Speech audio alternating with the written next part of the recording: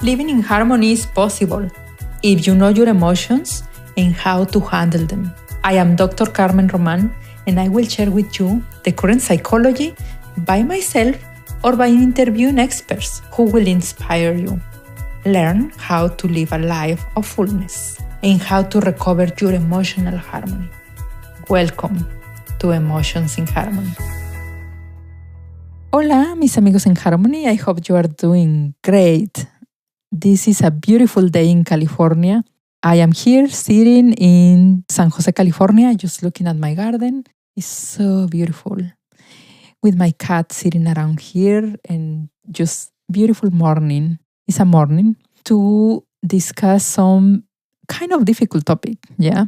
So, welcome. We are back from vacation. We were like 6-7 weeks vacation time, very needed because we have almost a year without vacation, my team and I. So we didn't produce anything for 6 weeks and it was so wonderful. We missed you guys, we missed you, but we needed to focus on other things as well. As you know, I have my full private practice and evaluations, immigrations are really getting more and more. People is really going through hard time. So they need more evaluations, immigrations, more private therapy, blah, blah, blah. So I miss podcasting and I love being here. Thank you. Thank you because we have the same numbers or more when we were on vacation without publishing that much. Thank you for keep listening and keep sharing. What we have new for this season of the podcasting is that I am going to include people who are not mental health professionals, but are inspiring to me.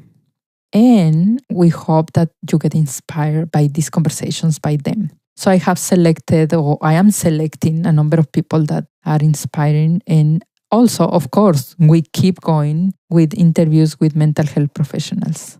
And also, I have a bunch of solo episodes that I am preparing for you, just because I have fun talking here with you.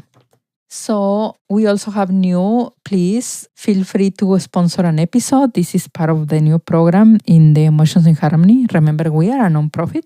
And if you feel like telling the world about one particular topic in psychology that you think everybody should know, you don't need to prepare the topic, anything. You just need to sponsor the episode and say, Carmen, here are my $500 and I want you to tell the world about this. So either it will be myself or a guest that I will select. So we will prepare the topic and we will name that episode after you, of course. So that is the way of you contribute to the world. Isn't that fun? Isn't that nice? Yeah, I like it. I like this new idea. Wow.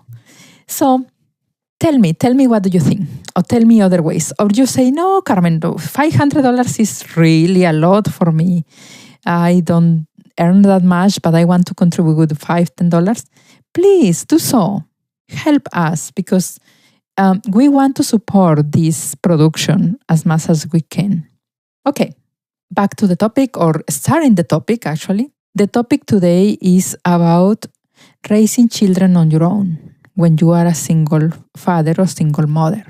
This topic will apply for parents, mother and father, or father and father, or mother and mother, any kind of combination of couples. We are not focusing on the couples, we are focusing on the children.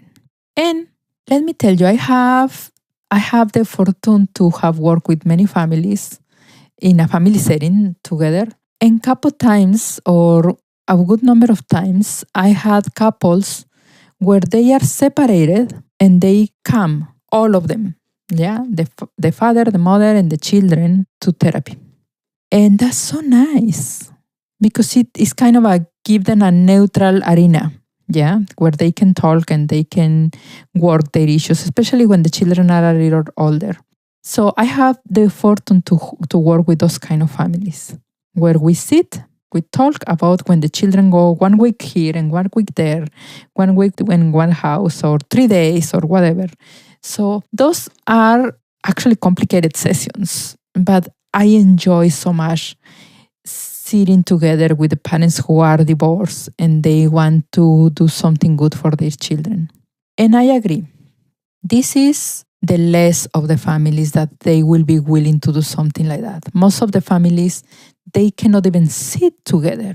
Or some of the families, they even have a restraining order in between. So it's very difficult for them to sit, and parenting is so challenging. It is. It is very challenging. So to do it alone, to do it as a single father or mother is double challenging. And to do it in animosity, in arguing with the other's part, is just 3 or 4 times harder. So if you are in this situation and you are listening to this, please, I am sending you a hug. Receive my hug, because it's really, really hard. I know you are doing your best. And what I am going to say today is a list of problems that I see, common problems that I see in these families.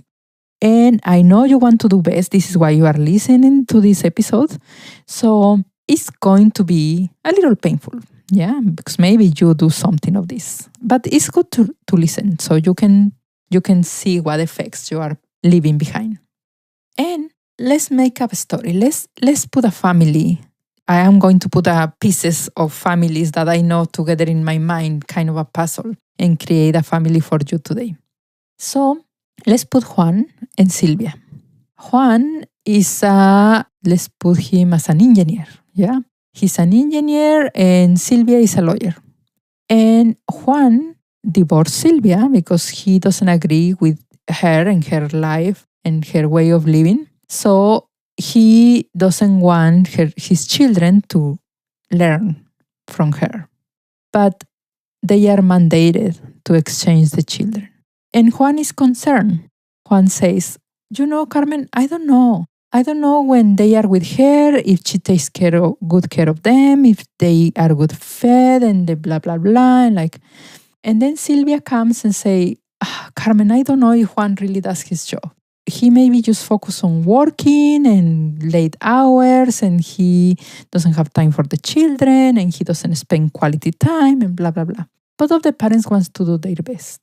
So the common problems that I see is that the adults tend to have continuous arguments. They argue constantly in front of the children when they exchange the children. Sometimes they exchange the children in a restaurant, in a parking lot, or if they have a restraining order in between them, they exchange the children just through somebody or. So those moments are moments where are very stressful for the children, because it's like, here we go again. Oh no, my parents are going to be in the same room, in the same area together. And the child can imagine all of the symptoms of the child, like headache, stomach ache, stress. If I am a child like that, I don't want to even move out of my bed in the morning. How difficult to see my parents arguing just because of nonsense, yeah? So when you argue, you are not doing a favor to your child.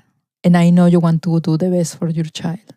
Sometimes I see parents, Silvia may want to do, for example, everything because she thinks now she needs to cover for the father. She wants to have fun and quality time and do the homework and everything. And she says, I'm a father and mother at the same time, Carmen. You are not. You can only be a mother. Yeah, you cannot be a father. Yes, but I support them financially and blah, blah, blah. I know, but you can only be a mother. And you can be a good mother, but you cannot be both. It's kind of an ideal to think that you can be both. And something that I find actually very beautiful is that when the father is not present, or when you are single parenting and the other person is not present, life somehow is so beautiful. The universe is so amazing that your child will adopt the role of the father will get somebody who adopt the role of the father of the child somewhere, like a teacher, sister-in-law, a brother-in-law, somebody who will care for your child in that way. And the same for the mother. Children have magic and they always have people who care for them around. So you don't need to be worried about that much. Do your best. Do your best and the universe will take care of the rest. However, if you need to exchange the children with the other part, please Don't turn your children into spies. Imagine Sylvia trying to find out if Juan is dating and asking the children about all these difficult questions. Imagine Juan being jealous about Sylvia and trying to persuade their children that their mother shouldn't be dating. How nightmare for the children, yeah? It's difficult. Asking for loyalty to the children is also not a good idea. They are entitled to have love for their mother and their father. Or when they are single, the same sex couples, like the two mothers or the two fathers, they are entitled. They actually have the right to feel love. You cannot mess with that. Loyalty is just a way to put in extreme stress your children. Because it doesn't matter if they love the other parent. They will love you the same. So the more you get hard about it, the more you separate from your own children. Including the children in the financial issues is not okay. Children are children. They don't need to be worried whether you can pay the rent, or they don't need to be worried whether your ex-partner gives you the money that he should or she should or whatever. And let me tell you why. Because in the mind of a child, everything gets magnified. You may say, your father didn't help me to pay the rent this time. And your father didn't help me, blah, blah, blah. And the child may think, I need to solve that. I need to talk to that. I need to make him. I hate him, blah, blah, blah. Yeah? But the child cannot solve that. But they go to bed and thinking, I need to solve that. I need to solve that. And then you forget, because you go on with your life being angry. And then your children are not forgetting that. They keep that in their mind for many years. So please, just keep it to yourself. You don't need to talk bad to your child about the other partner, because life itself will show who it is. Life and experience and time will show everything, don't worry. And you say, Carmen, can you imagine Sylvia comes and say, Carmen, I really need to tell my child that this is not the best father, blah, blah, blah. I know, but don't you think the child is smart and will find for him or herself? Just trust your child's wisdom. And, well, to be fair with you, I will tell you, yes, there are children that they will never learn. There are children, like I have some adult children in therapy, that the father was abusive, was in jail, and blah, blah, blah, and they still say, it's my dad. He's asking me money, I want to give him money. And I need to work with them on that, yeah. Or they grow up and they always hate the parent that actually did all the correct things. But there are at some point in their lives, if they become parents, that they will understand you. Or there are some point in their lives that they say, wow, I am who I am because of my mom, or I am who I am because my dad was there for me. So they will recognize eventually. Don't worry, just do your job. Doing something to win the favor of the child, like to be the favorite father or mother, no, it's not helpful.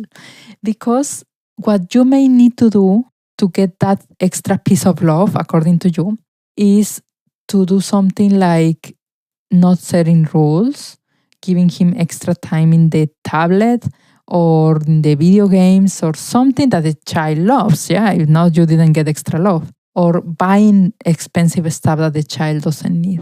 So it's not helping your children. You may be the favorite, or you may think, but it's not helping your children in the long term. You are not doing your part as a parent, which is educating the child. So it's not doing a favor to you or to your child in the long term. Another thing that I see very often is that one of the parents normally tends to buy actually more stuff than the other. Either because they can financially, or because they want to, or because the child needs and the other part doesn't provide what the child needs. So imagine Juan, who is an engineer and works for a very big company and has a lot of money, so he can actually pay the trip to Europe for his 16-year-old child. And imagine Sylvia, who is now a single mother and has less money, and of course she cannot even pay a trip to the next city. So that should come because the child needs and is fun and whatever, not because you want to be the favorite. So no, earning the favor through that is not nice. I have some solutions for you. Oh, also I forget in the problems. Sometimes you get clothes and shoes and whatever, and then the children go back and forth, and they don't bring in toys, a lot of toys, and video games or whatever. And then the child goes back and forth, and then for some reason, very often, the stuff ends up in the house of the parent who doesn't buy it. The parent just hold it, yeah? Well, you need to, and I am going to talk about the solutions, you need to teach your child to be independent. So this is an excuse to jump into the solutions. Trust me, there is a way that Juan and Silvia can live better parenting, doing single parenting and doing co-parenting. There is so many ways. So pay attention to this. See, it's important, it's really important that you honor the agreements for exchanging the children, especially be on time. When you are on time, you are doing to your children a huge favor because you become trustworthy and they can trust you with many other things. If you say, Silvia, if Juan comes and says, Silvia, I'm going to pick up the children at 8, and Juan shows up like at 12 or noon or whatever, the children learn that they cannot invest emotionally in their father so much because the father doesn't respond the same. So Juan is the one who is losing here. Yeah. If Juan says, I'm going to give you the children at 6 and the children come back at 9, you are disrupting the children's schedule and everybody around. So it's not okay not to honor these agreements because they exist for some reason. And it's already difficult. Can you imagine? I see single parents who exchange these children, divorced parents, how their weekend really change. It's a weekend where they cannot sleep late, they cannot stay late or just be in pajama all day. They need to drive because they need to exchange the children. They cannot travel because they need to be at certain time. It's so hard. Why you need to be hard in each other more than needed? It's already hard, trust me. Establish the rules and then stick to them. Teach your children to advocate for themselves.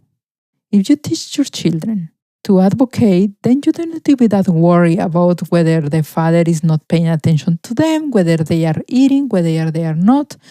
I know when children are very small, it's more difficult. When they are a little older, tell them, make them independent. You can do your own breakfast, or you can serve, or you can ask your father for the shoes you need, or ask your father for the school supplies, or ask your mother for that or that. So the more independent your children are, the happier they will be back and forth between the houses, especially for personal care. If your child learns to shower him or herself, if your child learns to feed him or herself, you probably, the father is trustworthy and probably they feed them and whatever, but then you will be less worried because if not, they will find their way. Yeah. I suggest the less communication with the other parent when they are in the household is better. The less, unless you are worried about domestic violence or something bigger. But the less, why? Because you can focus on your children when they are with you. So they don't need to be calling every 5 minutes mom or dad if they are only with you. So they learn to enjoy the life when they are in this household and that household. Not that I am telling the children not to communicate with you. Listen to me. No. But they don't need to communicate with you every 10 minutes, every hour, every 2 hours. They can have their life and call you to say good night or see you next day or whatever. And you can go ahead and have your own life. How is that? Isn't that fun? I know. It's my children want Carmen. I want them. I know. But it's fun. If you learn to have fun when you don't have your children, it's actually your free days. Yay! You can do whatever. So, keep the communication focused on the children. That will be healthy communication. Keep the communication focused on the children when you communicate with your ex-partner. What school, what meds, what doctor, whether the child is going to take therapy, blah, blah, blah. Yeah. So keeping the communication. Focus on your children will have less stress for everybody, especially when they are present. Give them the confidence to communicate any problem to the other partner. It's okay. It is okay if they call mom and dad and say, we have this problem today. Don't worry about it. And hopefully you can trust each other for say, okay, he or she solved it already. Yeah. Don't make a big deal or big drama about it. Don't need to make drama when they don't, when there is no drama needed, because remember, all this drama goes to your children's belly or headache or all of these problems. Listen to the preference of your children. Don't be worried about. Your child may say, I love to be with my dad because we play video games. And you say, good. That doesn't mean, mom, I don't love you. It doesn't mean that. It just means I was having fun.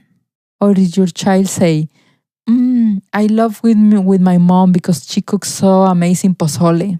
That doesn't mean I don't love you, Dad. That means you don't do the pozole like my mom. And face it, maybe that is true. Yeah.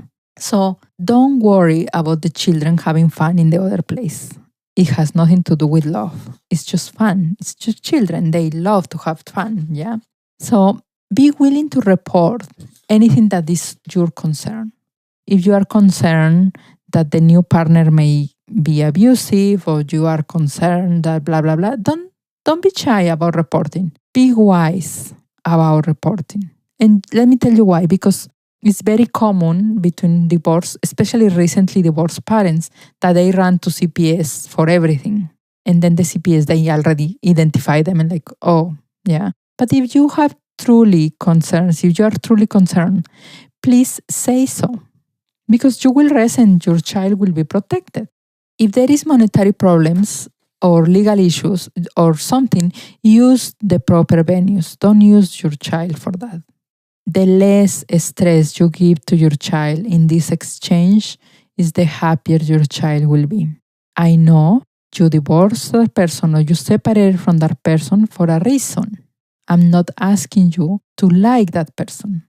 I'm just asking you to be in the best possible communication way or the best behavior so your children can have the best experience. Is it possible for your children to be okay when the parents are separated?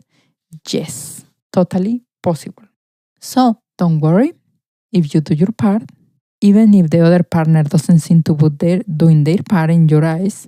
If you do your part, you are doing great things for your children. I truly believe you can become a better father or better mother. I truly believe you can learn more. I truly believe you are doing a lot of things because you love your child. I truly believe that. So, I hope this episode was helpful. Send me the feedback or share it or keep it and listen it again or whatever. Of course, this is not a substitute for you and have a good, amazing family therapy session with your psychologist. And it's not any advice personal because I don't know you personally. It's just my experience of these years of working with families, of these 20-something years and working with families.